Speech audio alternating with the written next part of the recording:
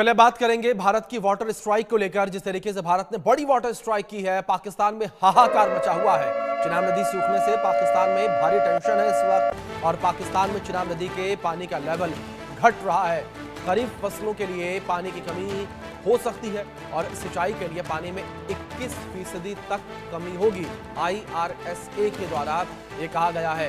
ये बड़ी खबर जो इस बीच सामने आ रही है, चिनाब नदी जो है वो सूख रही है। तस्वीरों में देख सकते हैं, जो ताजा तस्वीरें निकलकर सामने आई हैं, जो हाल के दिनों की तस्वीरें निकलकर सामने आई हैं, भारत के वाटर स्ट्राइक के बाद की ये तस्वीरें निकलकर सामने आई हैं। क्या स्थिति बची हुई है, देख सकते हैं किस तरीके से नदी का जल स्तर बिल्कुल निचले स्तर पर आ चुका है भारत की स्ट्राइक के बाद, और जो नदी के पत्थर हैं वो अब नजर आने लगे हैं।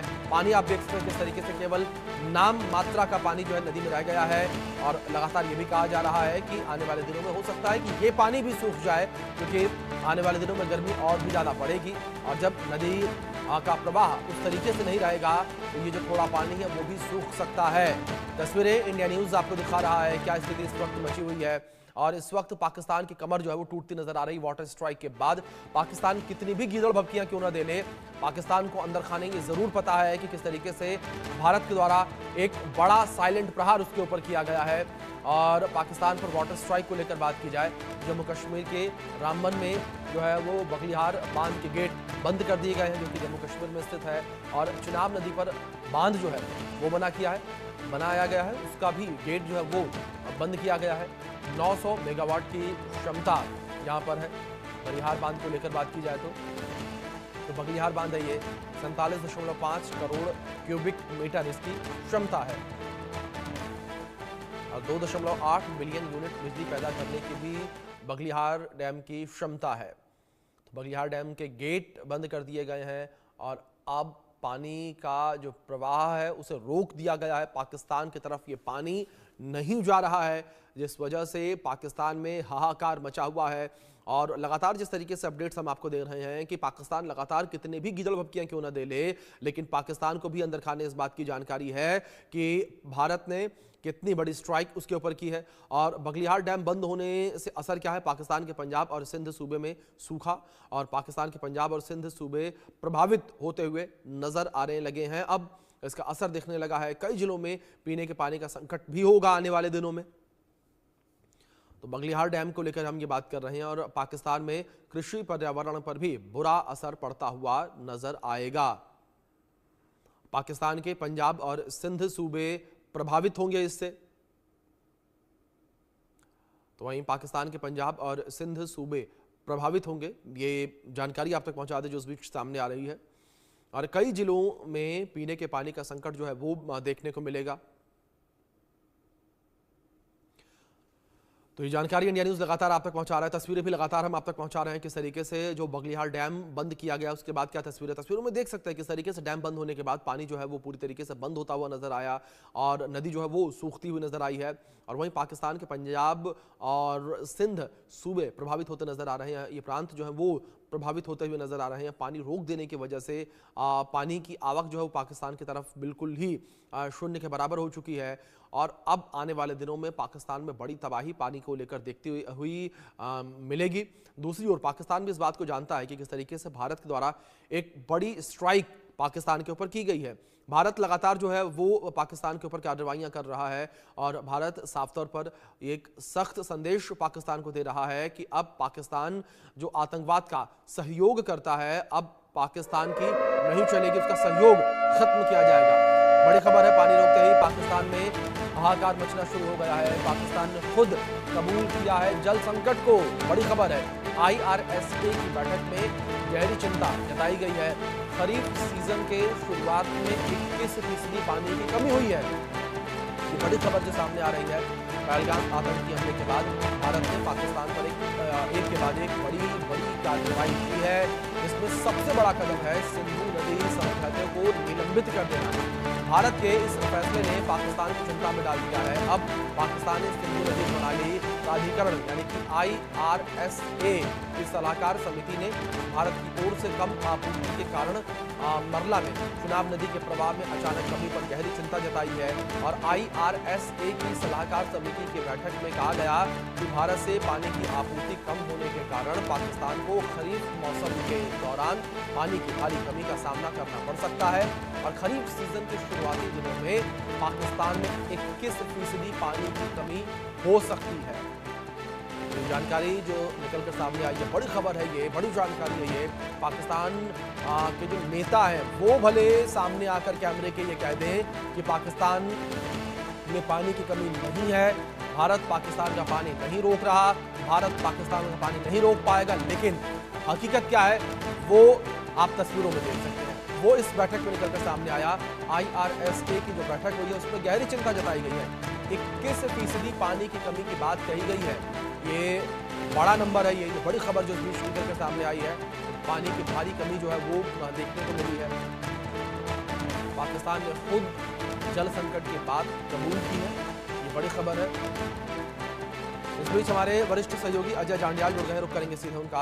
अजय, मैं आपका रुक करना चाहूंगा, और अगर बात भारत की वाटर स्ट्राइक को लेकर की जाए, लगातार भारत की वाटर स्ट्राइक की चर्चाएं हैं। दूसरी ओर अगर पाकिस्तान को लेकर बात की जाए, पाकिस्तान के नेता लगातार कैमरे के आगे आके ये कह रहे थे कि भारत पानी नहीं रोक सकता, भारत ने पानी नहीं रोका, और लगातार ये कह रहे थे कि पानी की कमी नहीं है। लेकिन अब IRSA की जो बैठक पाकिस्तान में हुई है उसके अधिकारी हैं वो क्लियरली कहते नजर आ रहे हैं कि पाकिस्तान में पानी की भारी कमी है।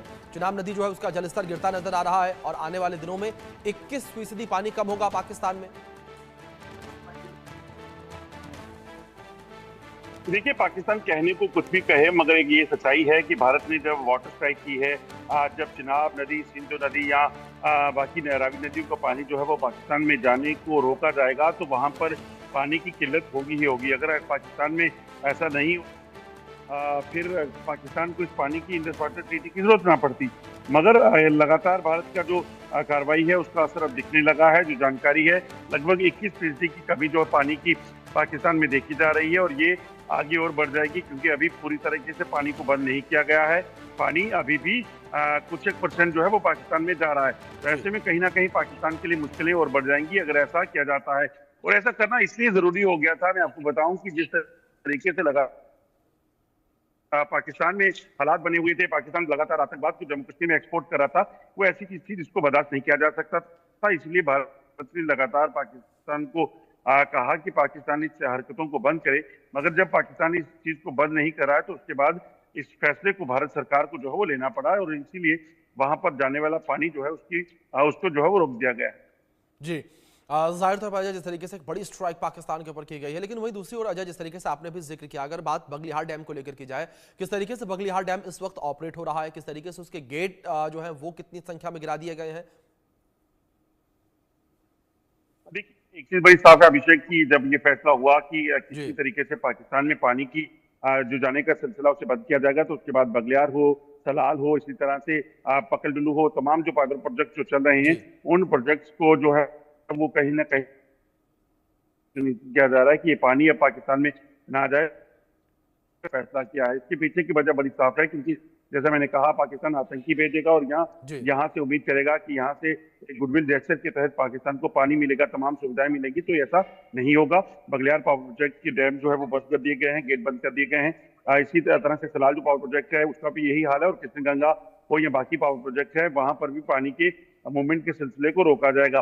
अब कहीं अगर पानी बहुत ज्यादा बढ़ जाता है तो उसी सूरत में पानी जाहिर तौर पर जिस तरीके से वाटर स्ट्राइक पाकिस्तान पर देखने को मिली है, पाकिस्तान इस वक्त तड़पता नजर आ रहा है। अजय, आप बने रहे मेरे साथ, कुछ जानकारियां हैं अपने दर्शकों तक ये जानकारियां पहुंचा दें। पाकिस्तान पर किस तरीके से धड़ाधड़ इस वक्त स्ट्राइक जारी है। सिंधु जल समझौता स्थगित कर दिया गया, ये बड़ी स्ट्राइक पाकिस्तान के ऊपर जो है वो देखने को मिली। वहीं साथ ही साथ चिनाब का पानी रोका गया इसके साथ, और अटारी वाघा बॉर्डर बंद कर दिया गया, और सार्क वीजा छूट को रद्द किया गया है। साथ ही साथ पाक सैन्य सलाहकार हटा दिए गए हैं। राजनयिक स्टाफ में भी कटौती कर दी गई है। आतंकियों के घर ध्वस्त किए गए हैं। लगातार ये बड़ी स्ट्राइक जो है वो पाकिस्तान के ऊपर जारी है, और पाकिस्तान से आयात निर्यात बंद कर दिया गया है। पाकिस्तानी जहाजों की एंट्री अब बंदरगाहों पर बंद कर दी गई है। डाक और पार्सल सेवाएं भी बंद कर दी गई हैं, और बड़े पाकिस्तानी यूट्यूब चैनल और कई सोशल मीडिया अकाउंट्स बैन किए गए हैं। तो लगातार पाकिस्तान के ऊपर स्ट्राइक जो है भारत के द्वारा देखने को मिली है, और फिलहाल जिस तरीके से ये स्ट्राइक भारत के द्वारा देखने को मिली है, इस स्ट्राइक से पाकिस्तान पर बड़ा असर पड़ता हुआ नजर आया है। जिस तरीके से पाकिस्तानी जहाज़ों की एंट्री बंदरगाहों पर, भारतीय बंदरगाहों पर बैन कर दी गई है, उससे पाकिस्तान को बड़ा असर पड़ेगा। अगर पिछले वर्ष को लेकर बात करें, वर्ष 2024 से 25 के बीच पाकिस्तान ने जल मार्ग के माध्यम से, भारत के माध्यम से करीब $450 मिलियन का व्यापार किया था और अब इसका बड़ा असर पाकिस्तान पर पड़ेगा। और हम सभी को पता है कि किस तरीके से पाकिस्तान एक एक रुपए के लिए मोहताज हो रखा है और ऐसे में जब पाकिस्तान $450 मिलियन का व्यापार नहीं कर पाएगा तो पाकिस्तान के ऊपर बड़ा असर पड़ता नजर आएगा, उसकी आर्थिक व्यवस्था टूटती हुई नजर आएगी। अजय, मैं आपका रुख करूंगा। जिस तरीके से हम बात कर रहे थे पहले भी कि भारत के द्वारा लगातार बड़ी स्ट्राइकें पाकिस्तान के ऊपर की जा रही हैं और जिस तरीके से जल मार्ग को भी बंद किया गया है, पाकिस्तान जल मार्ग के माध्यम से भारत में या अन्य देशों में व्यापार नहीं कर पाएगा और भारत के रास्ते ही पाकिस्तान ने पिछले वित्त वर्ष $450 मिलियन के आसपास का कारोबार किया था। अजय, अगर $450 मिलियन की कमी पाकिस्तान के व्यापार में देखने को मिलेगी, जाहिर तौर पर आर्थिक तौर पर पाकिस्तान की कमर टूटेगी। देखिए अभिषेक, बिल्कुल। अगर आप देखें तो पाकिस्तान अगर इस चीज को समझ पाता तो शायद पाकिस्तान के लिए आज हालात कुछ बेहतर होते, कुछ अलग होते।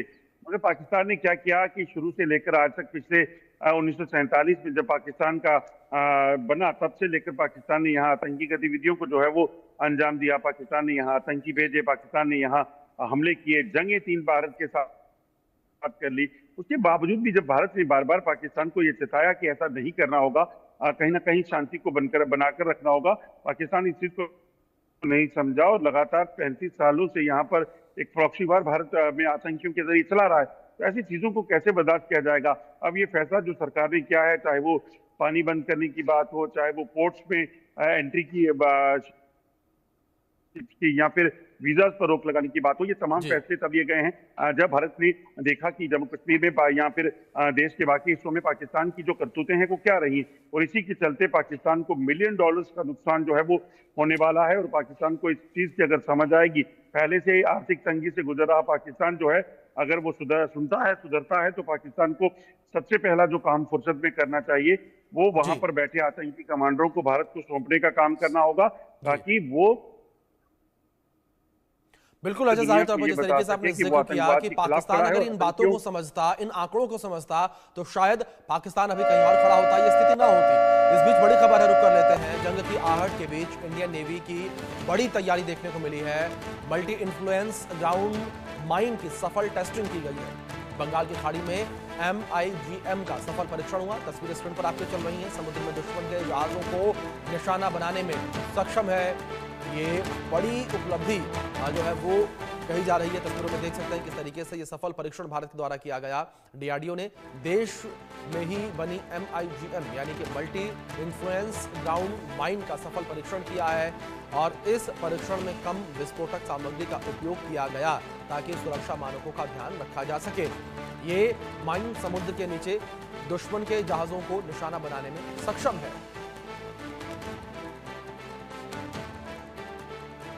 चलिए अब बताते हैं कि किस तरीके से इंडियन नेवी इस वक्त शेर नजर आ रही है और किस तरीके से पाकिस्तानी जो है वो ढेर नजर आ रहे हैं। भारत में डिस्ट्रॉयर 13 हैं, पाकिस्तान के पास 0 है। एयरक्राफ्ट भारत के पास 300 और पाकिस्तान के पास इसकी भारी कमी है।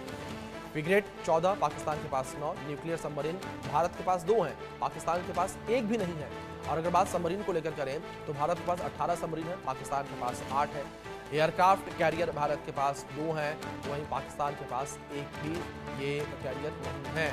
नेवल एयरक्राफ्ट को लेकर बात करें, भारत के पास 300 नेवल एयरक्राफ्ट है, पाकिस्तान के पास केवल 85 है। कॉर्वेट 18 है भारत के पास, पाकिस्तान के पास सीधे आधे यानी कि 9। डिस्ट्रॉयर भारत के पास 13, पाकिस्तान के पास 1 भी नहीं। तो आप देख सकते हैं किस तरीके से पाकिस्तानी नौसेना ढेर नजर आ रही है इंडियन नेवी के आगे। और इंडियन नेवी के पास तमाम जो आधुनिक हथियार हैं वो भी मौजूद है। इसमें कई ऐसे भी हथियार हैं जिनका जिक्र जो है इसमें नहीं किया गया है, लेकिन DRDO लगातार तमाम हथियारों को विकसित कर रहा है। भारत हथियारों के मामले में आत्मनिर्भर हो रहा है। तमाम हथियारों के मामले में भारत की आत्मनिर्भरता भी बढ़ती चली जा रही है। हमारे सहयोगी अजय लगातार बने हैं। अजय, जिस तरीके से लगातार हम बात वाटर स्ट्राइक को लेकर कर रहे हैं, अगर बात नेवी की ताकत को लेकर इसी में करें तो नेवी की ताकत में एक बड़ा इजाफा हुआ है। बड़ी टेस्टिंग भारत के द्वारा यहाँ पर की गई है। लेकिन वहीं दूसरी ओर अगर बात पाकिस्तान को लेकर करें, पाकिस्तान जिस तरह से गीदड़ भपकियां दे रहा है, और अगर बात नंबर्स को लेकर करें तो नंबर्स में आधे से भी कम पाकिस्तान नजर आ रहा है। दूसरी ओर जो तमाम उसके पास सबमरीन है या जो भी चीजें हैं उसमें लगाने के लिए हथियार नहीं है, गोला बारूद नहीं है, ईंधन नहीं है। देखिए अभिषेक, बिल्कुल आप ठीक कह रहे हैं। जिस तरीके से भारत और पाकिस्तान में अगर कंपेयर किया जाए डिफेंस सेक्टर में, तो भारत जो है एक अलग पायदान में खड़ा होता है, क्योंकि भारत के पास तमाम वो जो डिफेंस सिस्टम्स हैं, चाहे वो नेवी की बात की जाए, नौसेना की बात की जाए, थल सेना की बात की जाए, एयरफोर्स की बात की जाए, उनके पास वो तमाम उपकरण, तमाम जो फाइटर जेट्स, तमाम वॉरशिप्स जो है उनके पास है, वो पाकिस्तान के पास नहीं है। और आपको बता दूं कि ऐसे में पाकिस्तान को ये सोचना होगा कि क्या पाकिस्तान युद्ध के मुखाने पे खड़ा है, और अगर है तो फिर पाकिस्तान का हर्ष क्या करेगा भारत, क्योंकि भारत को पिछले इतने सालों से लगातार चलाए जा रहे आतंकवाद के का बदला लेना है, जिसमें हजारों की संख्या में मासूम लोगों की हत्याएं पाकिस्तान की तरफ से आए आतंकियों ने की है। पाकिस्तान सोची समझी साजिश के तहत इस तरह की कोशिश कर रहा था, और इसीलिए पाकिस्तान को जो है अब एक करारा जवाब देने की जरूरत है, जिसको लेकर आज देश भर में मांग उठ रही है। इसी को लेकर जो आपको बता दूं कि लगातार इस चीज को समझाया जा रहा है पाकिस्तान को कई मौके मिले, मगर जब पाकिस्तान नहीं समझा तो उस तरह से तैयारियां जो है वो यहाँ पे की गई हैं। और आपको बता दूं कि खासतौर पे आपको देखें तो डीआरडीओ ने पिछले कुछ समय में कई ऐसे सफल परीक्षण किए हैं जो बताते हैं कि भारत एक अलग श्रेणी में जो है वो डिफेंस सेक्टर में पहुंच चुका है। खासतौर पे पिछले 10 सालों में जो डिफेंस सेक्टर में चीजों को बेहतर करने की बात की गई, इंडियन मेड चीजें, मेक इन इंडिया का जो बनाया था, उसी का एक बड़ा फायदा जो है वो भारत को दिख रहा है कि भारत आज एक सक्षम देश बन चुका है डिफेंस सेक्टर के लिहाज से। जी बिल्कुल, जाहिर तौर पर अजय, जिस तरीके से आपने जिक्र किया कि डिफेंस सेक्टर के सेक्टर को लेकर बात की जाए, भारत लगातार नए आयाम पर पहुंचता हुआ नजर आ रहा है, तो वहीं